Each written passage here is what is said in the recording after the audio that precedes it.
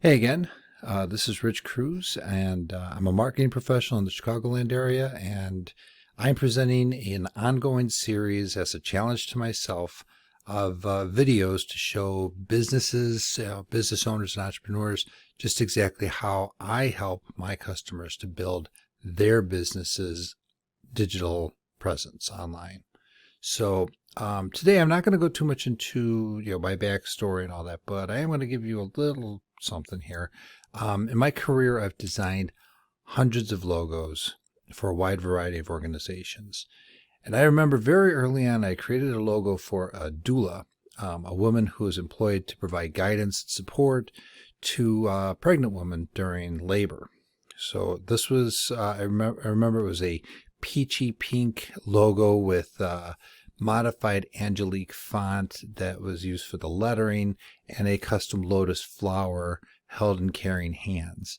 And my client was very happy with the logo, and it really did a lot for her in branding herself and becoming regionally known and being a speaker and representing her profession.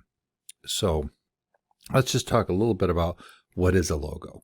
So a logo is a graphic representation of your company. It's a symbol or a design that's used by an organization to brand themselves visually. And that can be used with or without letters. So some famous logos out there could be the Starbucks Mermaid or McDonald's Golden Arches and Target's Bullseye. All of those are instantly recognizable. And that's kind of what you're looking for in your business. You want just somebody to see your logo and go, oh, that's, XYZ company, right? So typically, I recommend two parts to a logo. The first part is an avatar or an icon. That's an image that fits nicely into a square. There's a few reasons for that. A lot of it has to do with how things are represented on the web now. So that square section is used in social media and on Google and various other platforms. So I usually try to start with an avatar, and then the name of the company is comes after that, and a block after that. So the logo should have a limited color palette. Now that's not a hard and fast rule. There's plenty of full color logos out there these days, but I try to stay within like 1 to 3 colors when I'm designing for a client. The colors should be made to be readable on certain backdrops.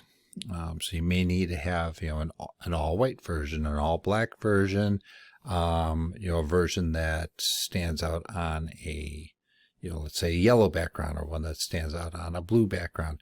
So there are a variety of different iterations of the logo that you may need to have created. And then you should be picking colors that represent the psychological effect you want to have on your clients. So, for instance, blue tends to be a color that elicits feelings of trust. Therefore, it's used for banks and a wide variety of business services. Other colors have different other meanings. I'm not going to go into all the psychology of color. You can look that up. There's lots of resources for that. But I do recommend looking that up. In fact, when I post this as a blog, which will be in the near future, I'll link to a resource. Actually, I'll link to that in the transcription of this video. So it's really good to get to know that when you're thinking about what you want in your logo. So I highly recommend that you have a logo made in different formats. So the first one is vector. So pretty much you're going to be designing, or your designer could be designing your logo in a vector format. That is, it's a file that's based on mathematical and geometrical objects. They're infinitely scalable without losing quality, and they're great for use in print, though some of the digital formats like SVG are also supported on web now. So I typically will design mine using Adobe Illustrator. Some people use Corel Draw. There's a few other types of programs that you can use. And the file types often associated with vector files are the AI file or Adobe Illustrator, PDF, EPS, and again, SVG. The other type of graphic format is raster. So raster files are the other kind of graphics that, and this is what photographs are made of, right? So they're pixel based or dot based.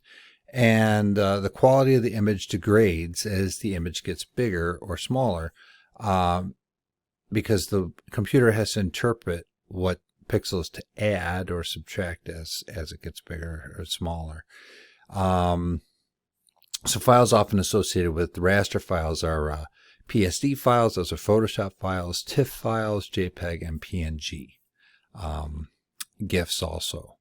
So typically your online presence is going to use, it's going to consist of website, social media, and email, and most of those are going to use, with the exception of SVG, raster graphics. So a quick note, if you want a transparent background online, you want to choose a PNG or an SVG file.